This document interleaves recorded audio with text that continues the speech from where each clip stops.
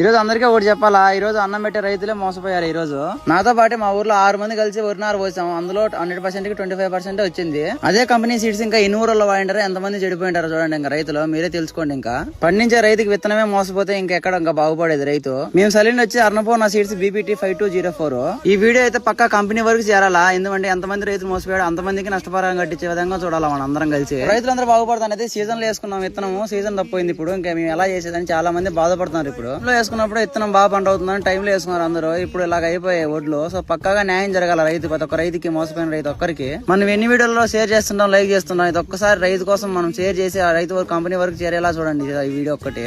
నేను ఒకటి అనుకుంటున్నాను, కంపెనీ తప్ప అక్కడ ఇచ్చే ఫర్టిలైజర్ షాప్ ఉంది తప్ప అసలు నాకు అర్థం కావట్లేదు. మీ ఒడ్లు తెచ్చుకునేది కదిరి రేవతి ఫర్టిలైజర్ షాప్ లో తెచ్చేసుకున్నాము. చూడండి మీరు ఎలా ఉన్నాయి విత్తనాలు కూడా. ఈ వీడియో అంతవరకు చేరుకుంటుందని కోరుకుంటున్నాను. సరే ఇంకా